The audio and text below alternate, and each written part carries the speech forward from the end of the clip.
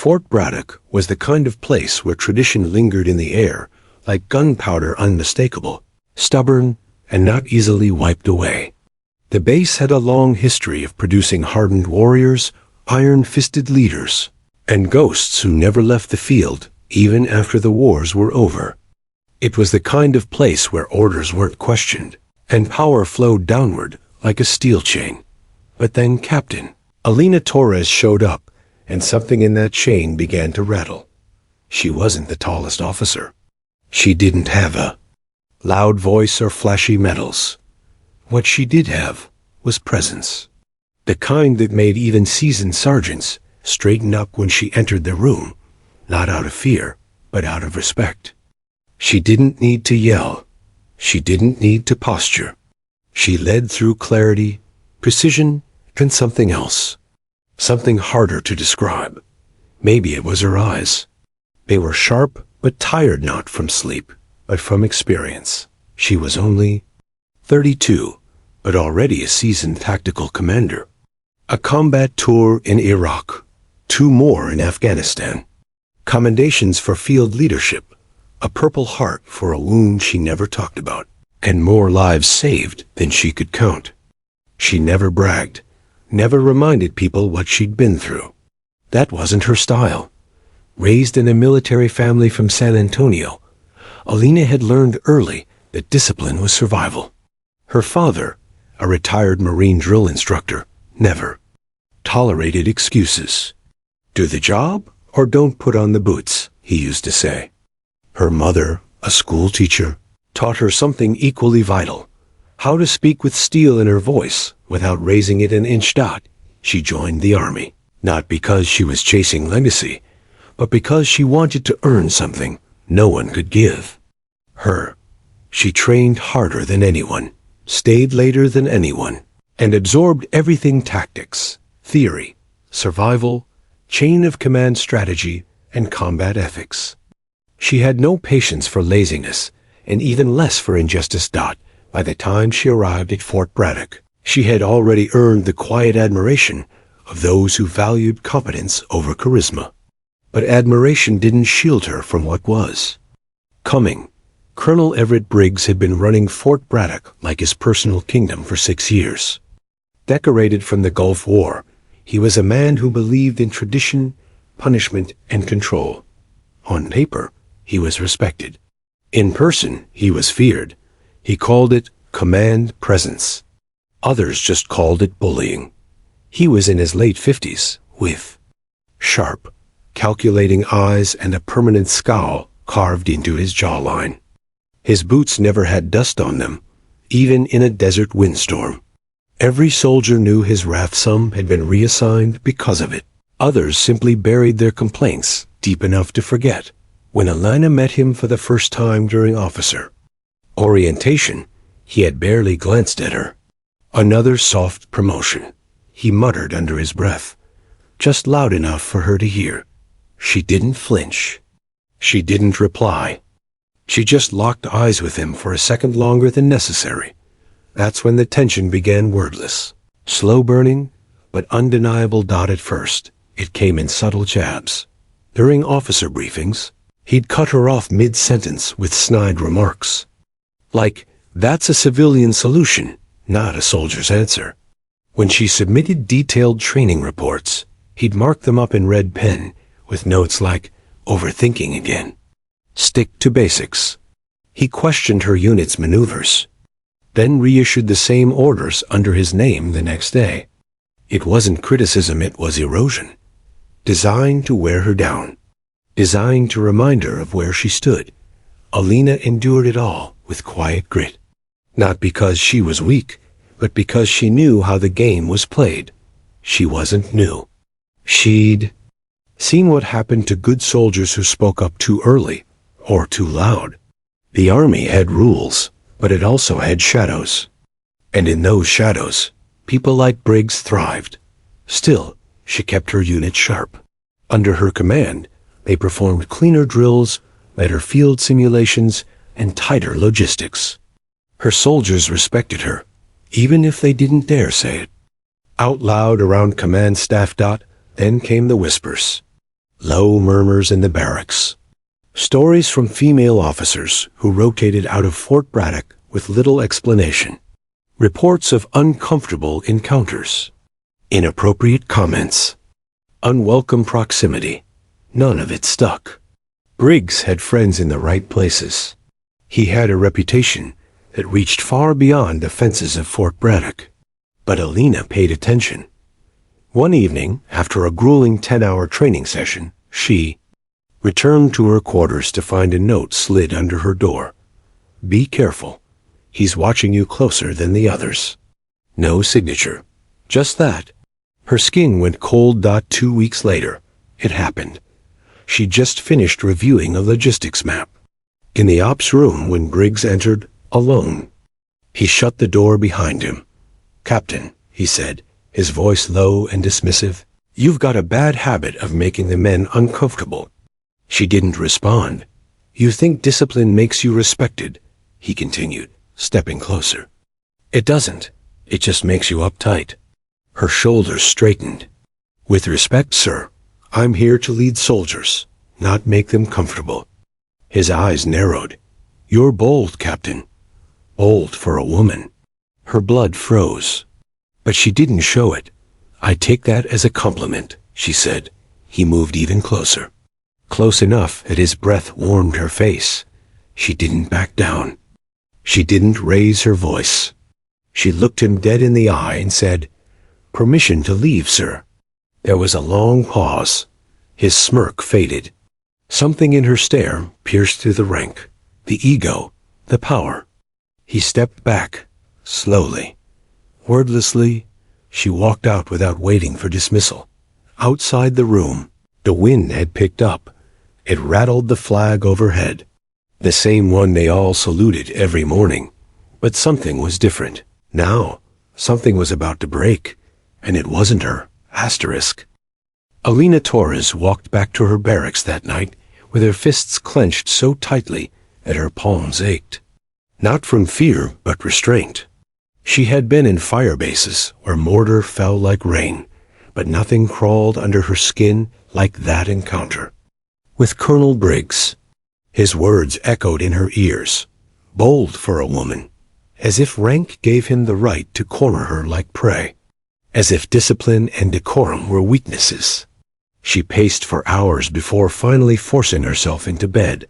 Her boots still on. By sunrise, the base had returned to its routine. Marching orders, sand in every crevice, steel clinking on rifle barrels. But Alina noticed the change. It was in the glances. The ones that lingered too long. The ones that avoided hers altogether. Soldiers who had once saluted her proudly now looked over their shoulders before acknowledging her. Something was shifting, and it wasn't good. Briggs hadn't made a formal move yet, but the message was clear. She had drawn a line. He hadn't forgotten, and he sure as hell wouldn't forgive. During that week's officer briefing, the tension became more visible. Alina gave her usual situation report, thorough and crisp. She outlined 3 inconsistencies in a supply drop. Near the southern range, nothing controversial, just facts. But halfway through her debrief, Briggs interrupted her with a dismissive wave of his hand. "We'll stick to the standard process. I'm not interested in micromanagement from junior officers." The silence in the room was deafening. She wasn't a junior officer. She was a captain. The next in line to lead if Briggs were removed or incapacitated. The comment wasn't ignorance. It was a message. She remained calm, nodded once, and sat down. The other officers shifted in their seats, eyes darting. Some looked embarrassed. None said a word. Later, in the mess hall, she overheard one lieutenant whisper to another. "He's gunning for her. Watch your back, Torres." She didn't turn. She didn't react. But inside, she filed it away like a mission objective. Target is escalating. Maintain position. Do not retreat. 2 days later, Briggs ordered a surprise physical stress test mile runs. Push-ups, sandbag drills in full gear, under the noon sun. specifically targeting Alina's unit. She knew the game. He wanted her squad broken down, exhausted, outperformed by others. A public failure he could use against her. But if Briggs had underestimated anything, it was that her team wasn't just trained, they were loyal. Her soldiers admired her because she trained with them, led with them, and never once demanded respect. She earned it. That afternoon, as they lined up in formation, Alina took her position beside them. Helmet on, rifle in hand, not above them. With them, one private, a wiry 19-year-old from Detroit named Morales, whispered, "You don't have to run with us, Mom." She gave him a sharp look.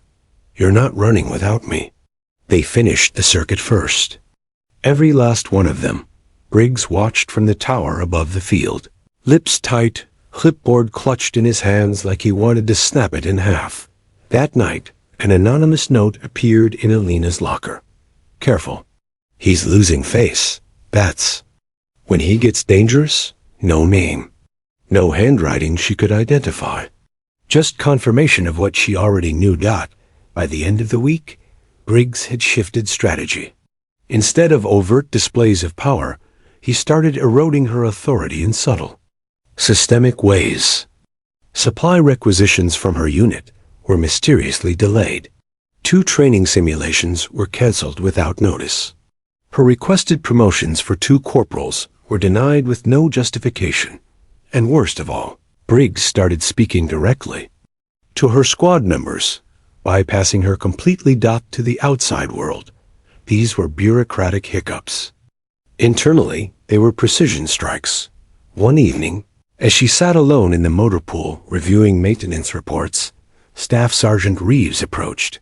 He was one of her most trusted non-coms, a quiet mountain of a man with 15 years under his belt and eyes that missed nothing. He stood silently for a moment, then said, "We know what he's doing." Alina looked up. "We talk, Captain. We see. We're behind you." Her voice was low. "That's not always enough." Reeves shook his head. "He's not just poking the bear. He's about to punch it." She nodded. "Then let's be ready. When he does." It wasn't fear she felt anymore. It was clarity. She had spent her career mastering strategy, tactics, and self-control. She had always believed discipline was the highest strength. But some situations didn't call for silence. Some called for standing so firm that even giants had to step around you or fall trying. That moment came faster than expected.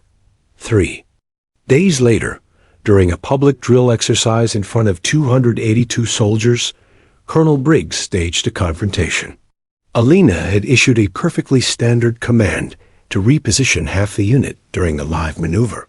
But Briggs, standing off to the side, shouted across the field, calling her out. "Captain Torres, who gave you authority to override my formation?" Her voice remained steady. "Per field protocol. I observed a vulnerability in the left flank and took initiative to." He cut her off, striding forward in front of the entire division. "That's not your call to make." Soldiers turned, eyebrows raised, eyes widened. Something electric crackled in the air. Alina stood her ground. "Sir, I acted in accordance with standard.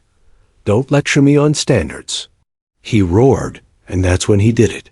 He stepped into her space, closer than protocol allowed. His face inches from hers. His hand raised, not fast, not yet striking, but rising. Every breath on that field held still. It was the moment she'd known would come, and she was ready. The air hung heavy, still, as if the base itself knew something was about to erupt. A row of clouds passed overhead, darkening the sun just enough to cast long shadows across the dusty drill yard. 282 soldiers stood frozen. In formation, their eyes locked on the 2 figures at the center of the storm: Colonel Everett Briggs, crimson-faced with fury, and Captain Alina Torres, composed but coiled like a spring, standing tall in front of her unit. Briggs' hand was still in the air, not yet descended, but unmistakably raised. That gesture alone defied Army protocol. It was a threat, a warning, and a declaration of power. But more than that, it was a mistake. Alina had trained her entire life to recognize danger. Not just on the battlefield, but in moments like this. Power warped into violence. She didn't move yet. She wanted every soldier there to witness the truth of the moment. She hadn't escalated. He had. Briggs leaned closer, his lips curling in a sneer. "You think you can embarrass me in front of my men, Captain?" "They're not your men," she thought. Aloud, she replied evenly, "I followed field protocol, sir." "You taught it yourself in last month's briefing." That should have been the end of it. But Briggs didn't want logic. He wanted obedience. He wanted fear. And Alina Torres had none to give. "I'll teach you something else right now," he hissed. His hand moved downward. He didn't slap. He struck palm flat, aiming for her face with the kind of force that leaves both physical and psychological marks. But he never made it. The second his shoulder twitched forward, her training kicked in like a firestorm. Years of Krav Maga, hand-to-hand defense, close-quarters combat drills, all compressed into a single explosive second. Her left hand shot up, intercepting his wrist mid-air. She pivoted, pulled, and stepped through with a practiced fluid motion. That reversed his force against him. Crack. The sound echoed across the parade grounds, like a gunshot. Every soldier in formation flinched, some out of shock, others from instinct. Briggs dropped to one knee, his mouth agape, breath stolen by pain. His right arm dangled, bent at an unnatural angle. His face turned ashen. Alina released her grip immediately, her body still tight with control. She didn't breathe heavy. She didn't blink. She simply stood over him, her voice even but icy. "You will never raise your hand to me again, Colonel." Gasps rippled through the ranks. No one moved. No one spoke. Some looked at each other in disbelief. Others stared at Alina with something close to reverence. A medic sprinted forward from the edge of the yard, already radioing for backup. Briggs didn't speak, couldn't, maybe. His lips quivered, eyes wide, still processing the shock of pain and humiliation. Alina turned slowly, scanning the formation, making eye contact with her soldiers. Her voice, when she spoke, was firm enough to carry across the field. "Back to attention. Formation remains intact." They obeyed not because of rank, but because something greater had just unfolded before them. Respect was no longer commanded. It had been earned, burned into the dirt beneath their boots. From the second-story observation tower, Major Glassman and a cluster of junior officers watched the scene with wide eyes and slack jaws. No one had expected this.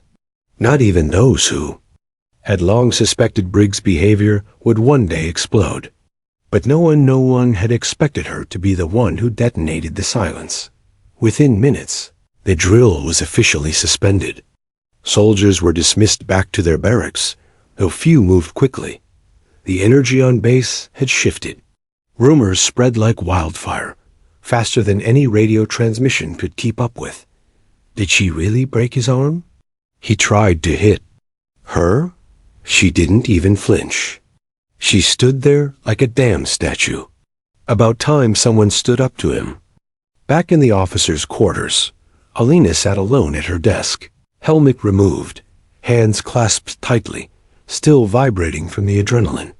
Her muscles ached not from the takedown, but from the control it had taken not to do more.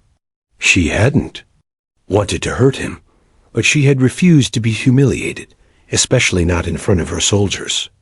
Not again. A sharp knock rattled the door. She opened it to find Staff Sergeant Reeves. His face was unreadable, but his eyes gleamed. "Captain," he said quietly, words already moving up the chain. She nodded. "I figured." He looked past her for a moment, into the quiet space of her office. Then back at her. "Don't worry. You didn't lose anyone out there today. If anything, you earn more loyalty than some officers get in 20 years. She didn't smile. Not yet. Instead, she said, "This won't be the end of it." "No, ma'am," he replied. "It's the beginning." Within the hour, military investigators arrived at the base. Medical personnel confirmed Briggs' injury, a full radial fracture. The official paperwork began. Testimonies were collected. Statements taken. Video footage from field cameras retrieved. But even before the inquiry had formally begun, something far more significant had taken root. The soldiers of Fort Braddock had witnessed something they'd never forget. Not a brawl, not a rebellion, but a woman standing unshakable in the face of abuse, prepared to absorb whatever consequence might follow. And quietly, around the base, whispers turned into voices. She stood her ground. She showed us how. She snapped more than his arm. She snapped the silence. Word traveled faster than official reports ever could. Long before the investigators submitted their first formal memo, Fort Braddock had already changed. The colonel's scream, cut off abruptly by the snap of bone, had rung through every corner of the drill yard, and in its wake came silence.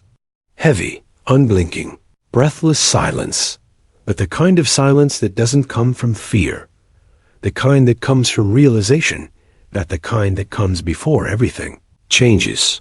Colonel Briggs was carried away on a stretcher 30 minutes later, his arm secured and immobilized, his ego far less stable. He didn't look at anyone, not his soldiers, not the medics, not even the general who rushed in after the commotion. The once imposing man who strode across the grounds like a warlord now lay vulnerable, his mouth tight, his pride shattered. And Alina Torres? She didn't hide. She didn't run. She stood in place while the field cleared around her, shoulders squared, boots grounded, the same way she'd stood in combat zones. This wasn't about rage. It had never been about revenge. It had been about a line that, once crossed, demanded action. As protocol dictated, she was ordered to report immediately to the administrative wing. The investigating officer, a rigid colonel from the Pentagon, named Felix Meyer, sat behind a metal desk in a sterile office where time seemed to freeze.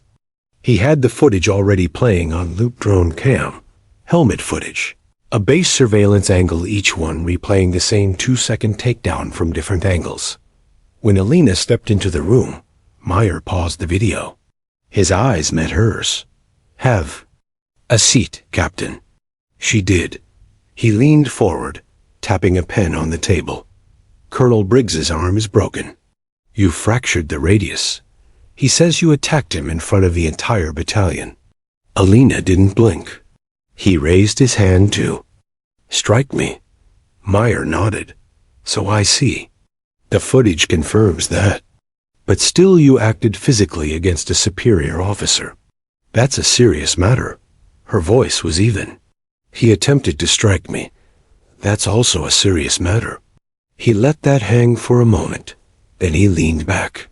"Why didn't you de-escalate?" "I did," she said calmly.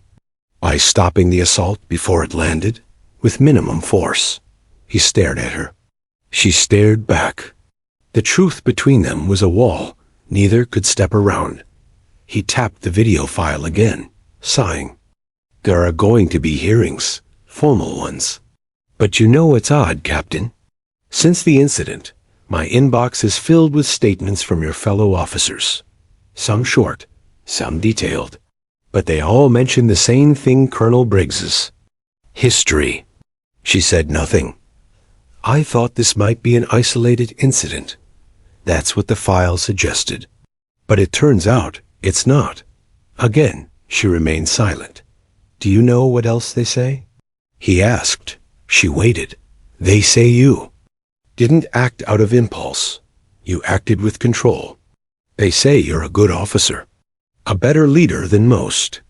And that if it had been anyone else standing in front of Briggs that day, there would have been blood." She looked him dead in the eyes. There almost was. Colonel Meyer didn't press further. He handed her a temporary suspension order and escorted her out. No handcuffs, no shouting, no shaming. Outside, soldiers stood in scattered groups.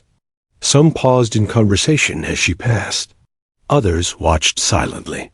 Not out of judgment, but something different. Recognition, respect. Sergeant Reeves waited at the edge of the walkway, arms folded. As she approached, he fell in step beside her. "They taking you off the line?" he asked. She nodded. "Until they decide if stopping an assault on an officer is still punishable." He exhaled through his nose. This place has needed a reckoning for a long time. She didn't answer. She didn't need to. At the far edge of the training field, a group of young privates stood whispering. One of them, Morales, watched her with wide eyes, not afraid, not scandalized. Inspired. She looked away. This wasn't about legacy. She hadn't acted for applause, but it was too late now. She had lit a fire, and people were warming their hands by it. That night, her barracks door stayed closed. She didn't eat dinner. She didn't scroll through the base intranet or read the Army Code of Conduct. She sat on the edge of her bunk, boots still on, and stared at her hands. Not shaking, not sorry, just quiet. In the morning, she would wake up in a new version of Fort Braddock, one where everyone remembered what they'd seen. A colonel crossing the line and a captain refusing to bow.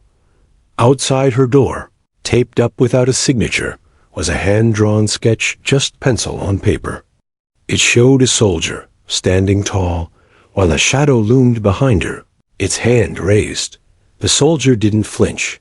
She didn't look back, and across the top, scrawled in rough block letters, "Strength isn't loud.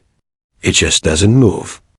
By the next morning, Fort Braddock was a battlefield of whispers.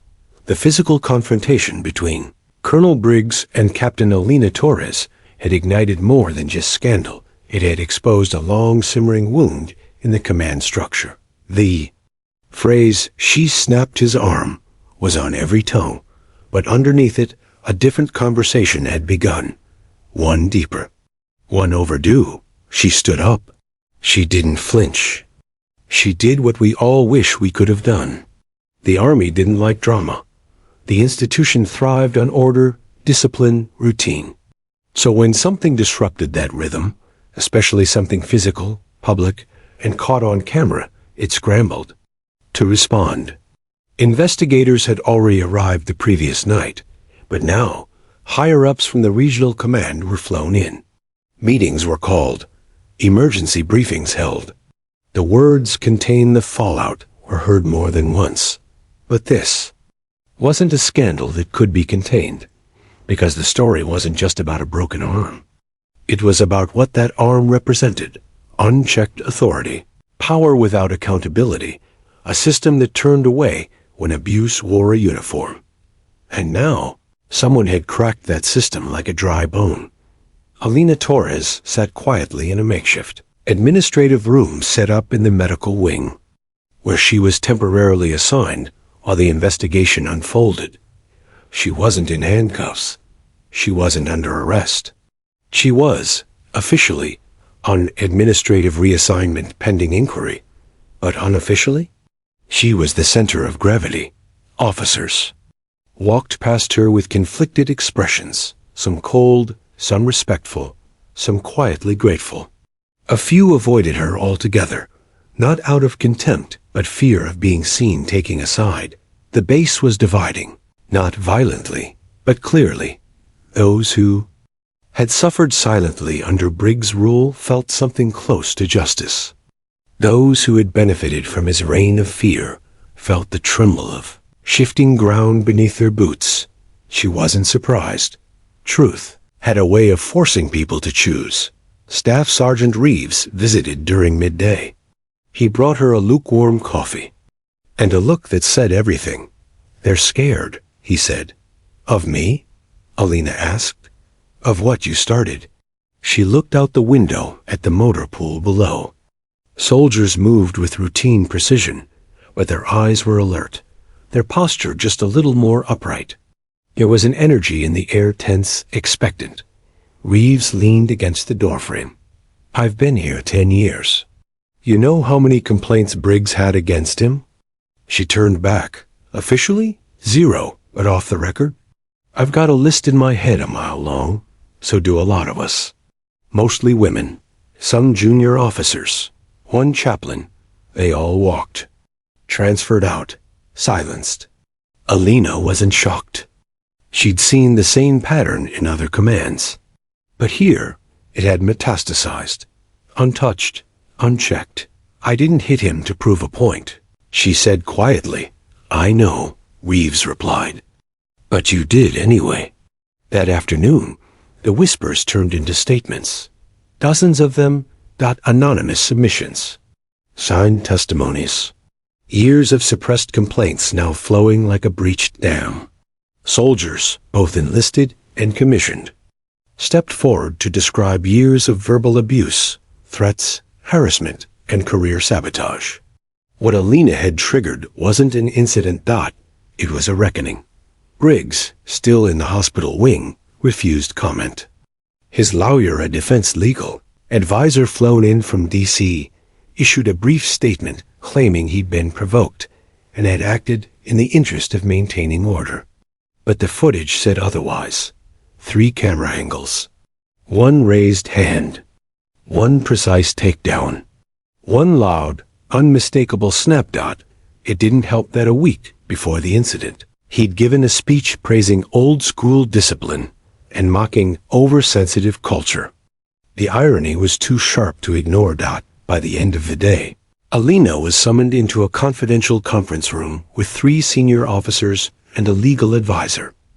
The presiding officer, General Marlene Huxley, was a stone-faced woman who had clawed her way up through decades of combat service and bureaucratic trenches.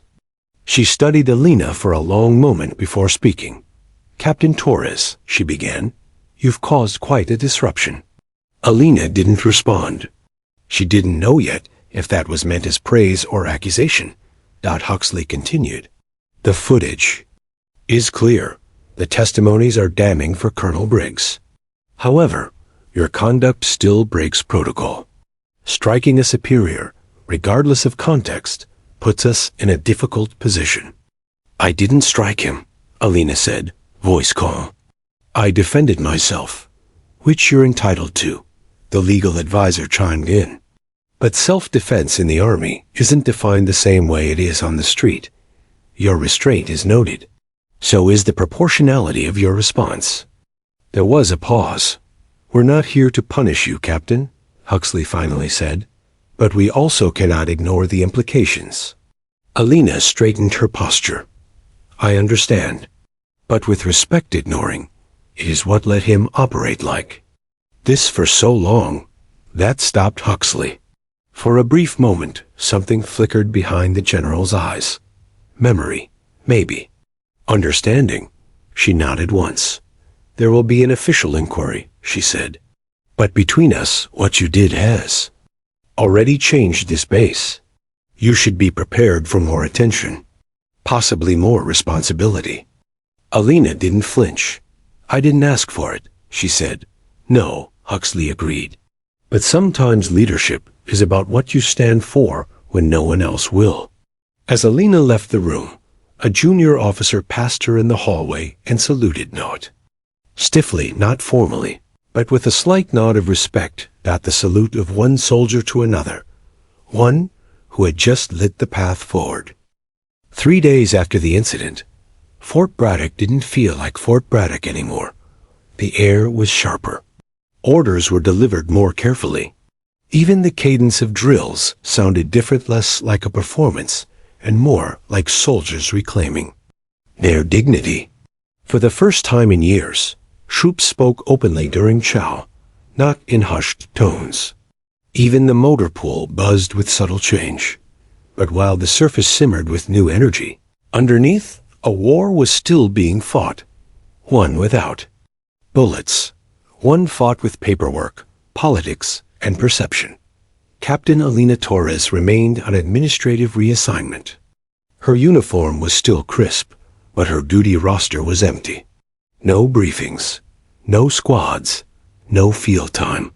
She spent most of her days in a small office, reviewing logistics records or assisting with non-critical tasks. A placeholder. A pause, but not. A silence, because while her boots weren't in the mud, her name was everywhere. On every inbox, every hallway whisper, every legal memo dot, she had become the face of something bigger than she had intended.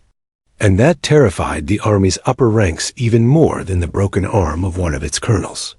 The next morning, a new face arrived on base, Brigadier General Curtis Lawton, sent directly from the Department of the Army headquarters.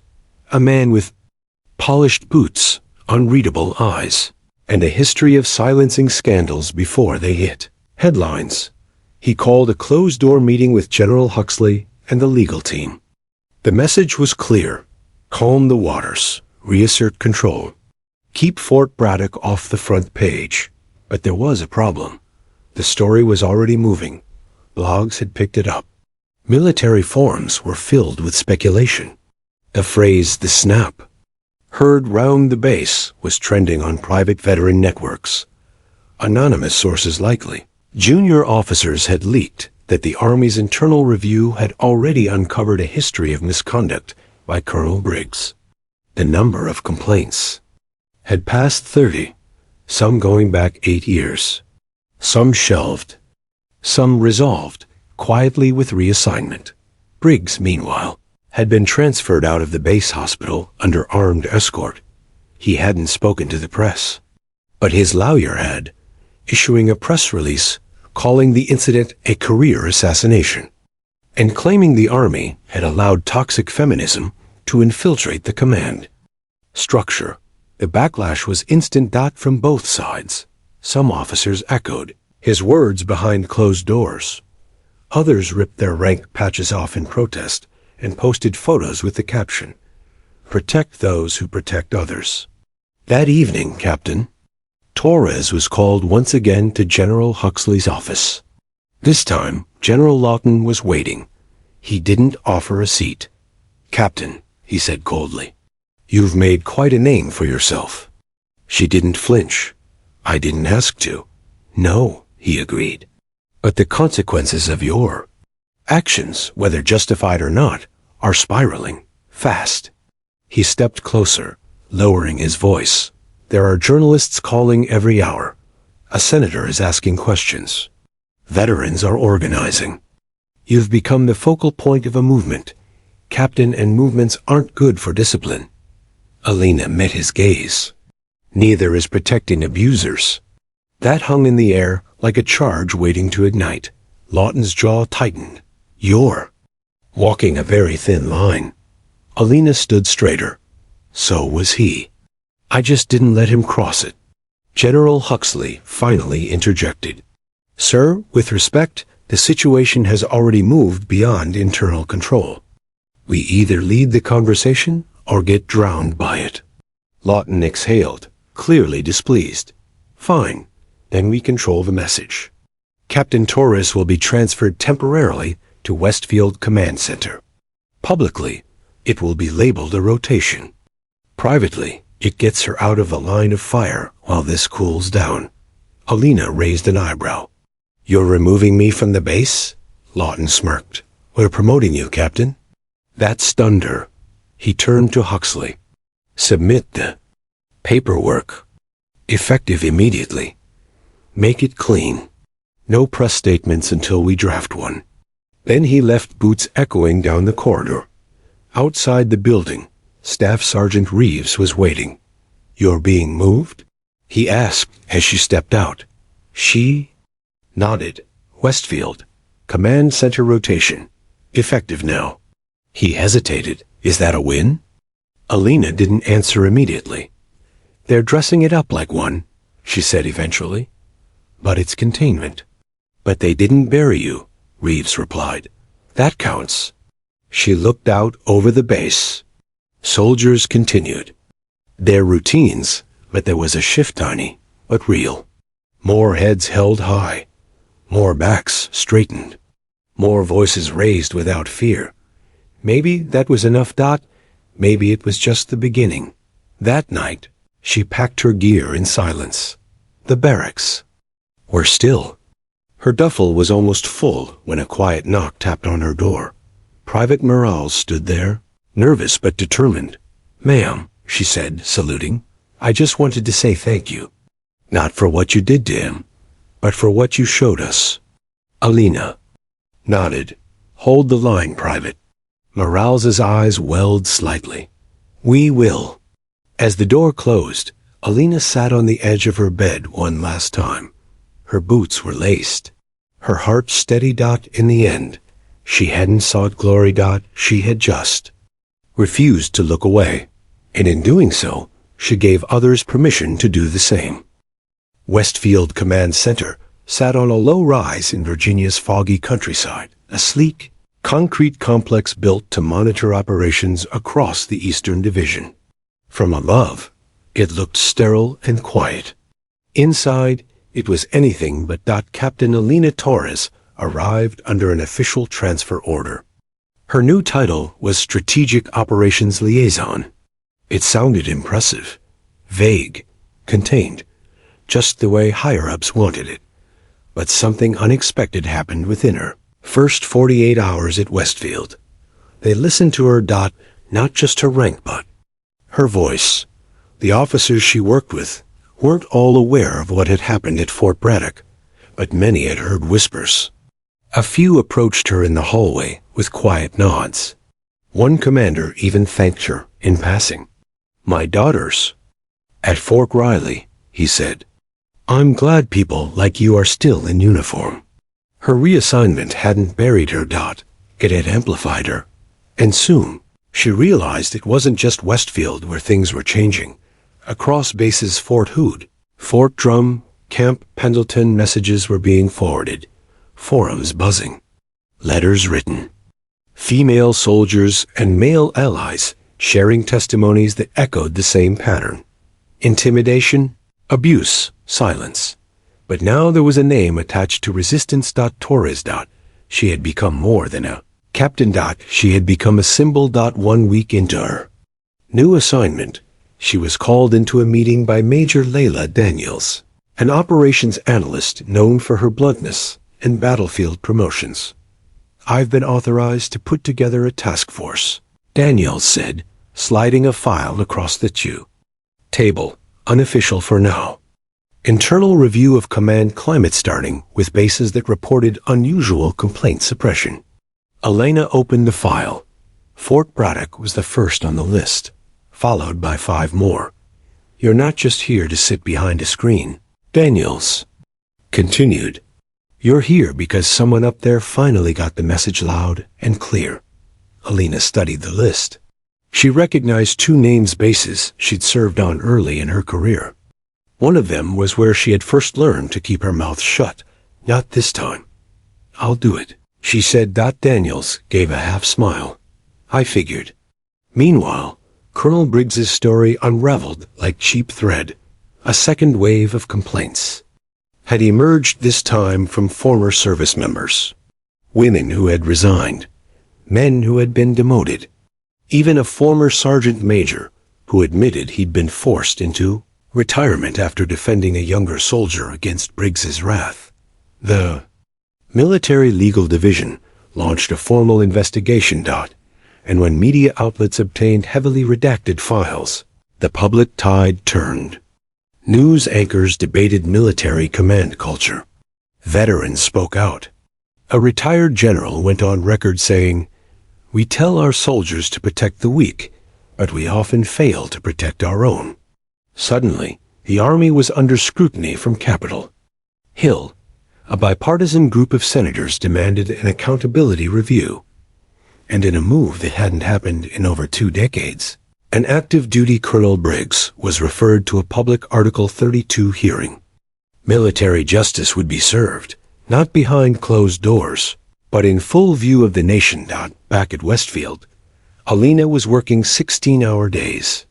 She was no longer isolated, she was essential. Her task force reviewed complaint trends, command responses, and discipline records across the region. Patterns emerged shockingly clear. Her team began drafting new policy recommendations, early intervention protocols, third-party reporting structures, and anonymous escalation routes bypassing local chain of command. For the first time, real change was on paper. On record. Still, the weight of her decision at Fort Braddock never left her. Sometimes she lay awake at night, boots at the foot of her bed, wondering, what if she hadn't reacted? What if she'd stayed silent, as she had before? What if she'd taken the slap, the humiliation, the threat just one more time?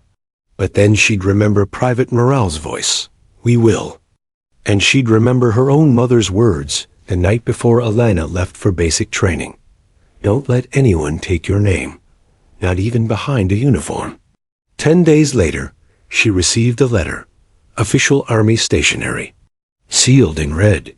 "You are hereby requested to testify before the Article 32 hearing in Washington, D.C., regarding events occurring on Fort Braddock under the command of Colonel Martin Griggs.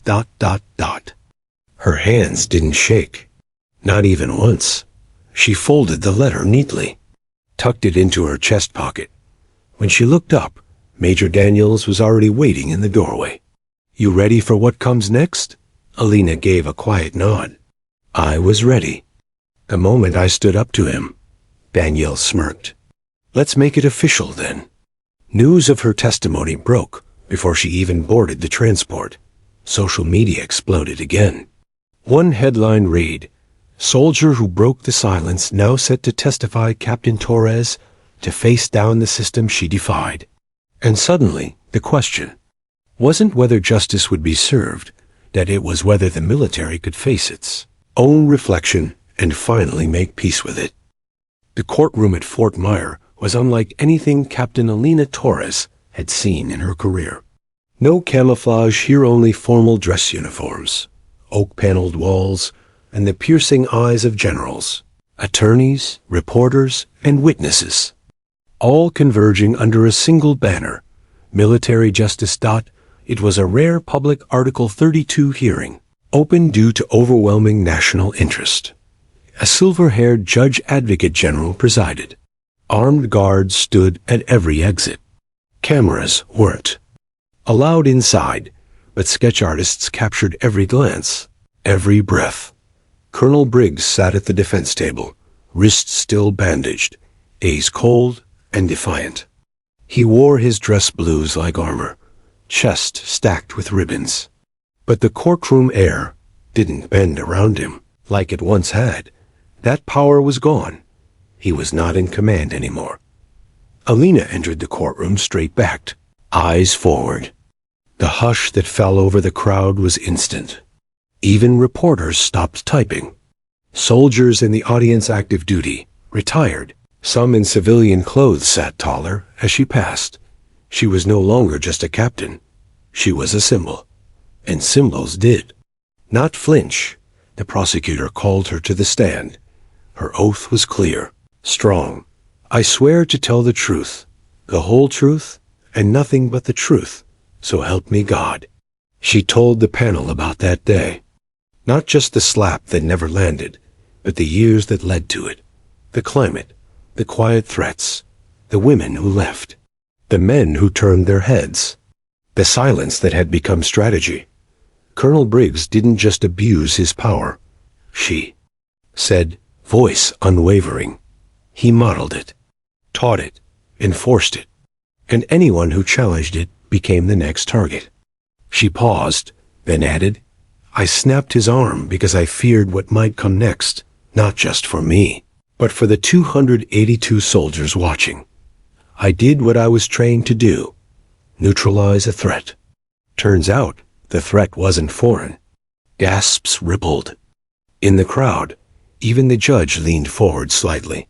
The defense attorney objected, but the judge overruled. Let her speak. Alina continued. Every word landed like a rifle crack. She told them about the report she filed years ago that vanished. The complaint, she was told, would ruin her career. The junior female soldier who disappeared from her platoon after one private meeting. With Briggs, each detail sharpened the narrative. This wasn't a one-time outburst. It was a system left unchecked until someone pushed back. Colonel Briggs finally spoke in his defense.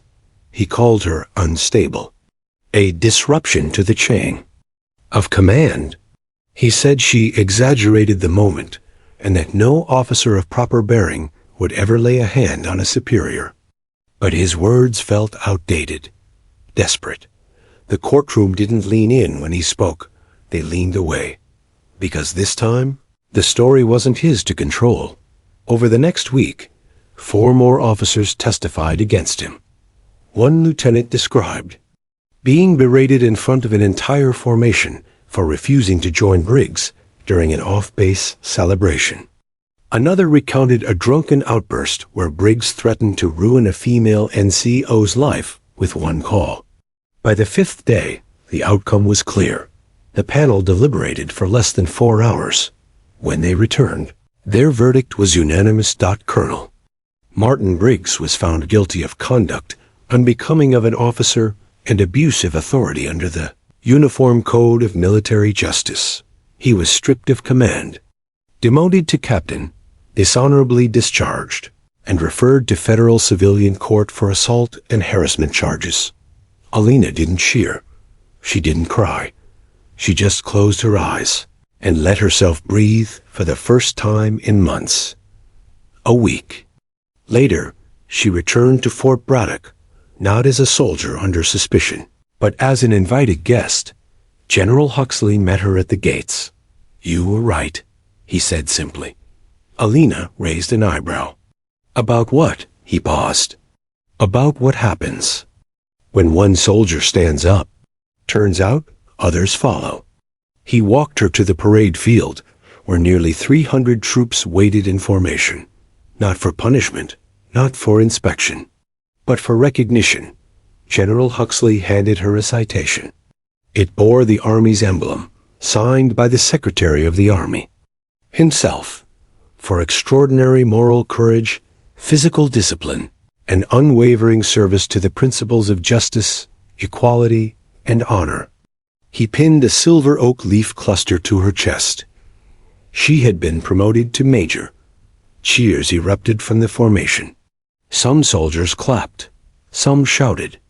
Morales, standing in the 3rd row, wiped her cheek. Staff Sergeant Reeves saluted her sharply. A proud grin on his face.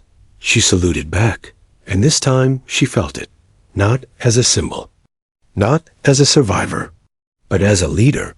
That night, in her new quarters, she opened her notebook, the same one she had used to track every complaint, every silence, every crack in the system. She turned to a fresh page, and at the top, she wrote, just 2 words, never again. Because the fight wasn't over. It was just the beginning, and she was ready. The end.